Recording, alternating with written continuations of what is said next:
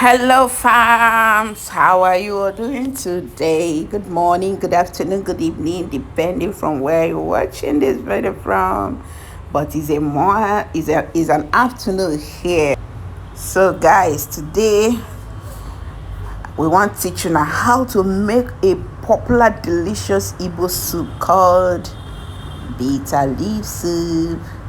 So, guys, we'll start by pounding the cocoyam. We wash, cook, and pound our cocoyam. This is it. We cook our protein. Once that is done, we have put our cocoyam. We crushing our nut cube, that is seasoning cube. Guys, we put our pepper, and this is what we called ogiribo. We don't add them. We can't test and can't see say we need some salt. We can't put a little salt into the pot, guys. You see, as this soup fine, as so is sweet. In fact, it's sweet past as a fine soup. So we can't cook everything to combine. We can't come back, can't add our bitter leaf. Guys, this bitter leaf is not bitter because we don't wash them. We don't wash all the bitterness come more for him body. So the soup done ready. Look at this soup, so good. So we can proceed to make the swallow wey we go take chop today we go chop am with our semolina. So now, so I won't make am. If you know sabi make semo, please gather here, come watch how to make a lump free semolina, poundo yam, semovita or wheat. So guys, as I wan put am, I don't mix little quantity for cold water in a small bowl. So as I wan put am for inside the hot water, I can't say the water too plenty because I no go wan leave remain this semo. We want chop everything finish, clean our pot, clean everywhere once. I know they like make we remain food for this house because e no good make we dey waste. So my people, now so I don't pour am for inside the water, come dey turn am. So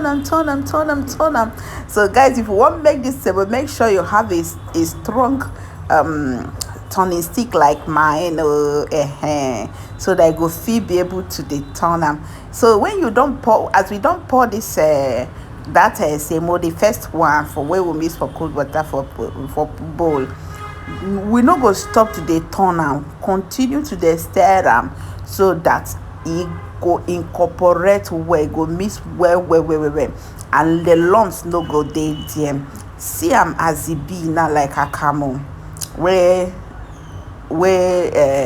water pass. So now, so we come dey put, as we dey put, we dey turn. Guys, look at it now. As I dey put, I dey turn. So I don't do and finish. Guys, for inside this semo, there is no single lump and e no stick for pot. So now, so we can't carry reach our dining. We want chop. Now prayer we dey pray too. So the time Baba God say thank you, say you don't give us this food chop. So as Baba God give us this food to chop, now we go chop am with a good heart. We go chop am with a happy mind. We go chop am thanking him because na him make we have food for our table. No be by our power, no be by our might. He is the one who provides for us. So we don't thank him and we dey enjoy him. See as my baby dey happy, so as they chop this food, they really like him. I come ask am say, I put enough meat for you? He say yes. I come ask am whether the soup go do am. He say yes. Thank you, mommy. I said okay. Now so they chop am. See as I dey lick my hand. This soup sweet die. Guys, I hope say you go give this soup a try and you go love am. Guys, if you don't know really how to cook this food, I want make you go watch out for my YouTube channel, Kachi Kitchen. Now there I dey teach people how to cook African food, how to cook so many African food, and I don't cook this bitter leaf soup for there. So go learn them. It's a very delicious soup and you're going to like it. See as we dey chop am, dey enjoy. Our papa never come back. When he come back, we go give am him own. But for now, we gotta chop. As they chop, as the work they chop now.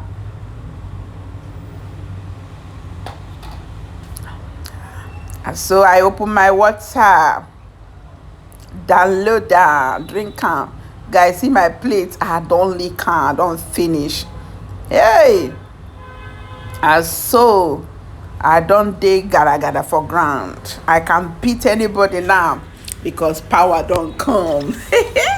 Strength e don come, ability don come.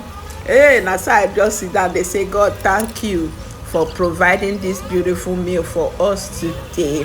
I come tell Papa God say, those people wey no get food to chop, please give them to chop. As my son eat finish, na he come give me a hug as a thank you for giving me food today, and e sweet me, and we come snap picture. Guys, I hope so you like this video. So thank you and thank you for watching. See you in our next video. Bye.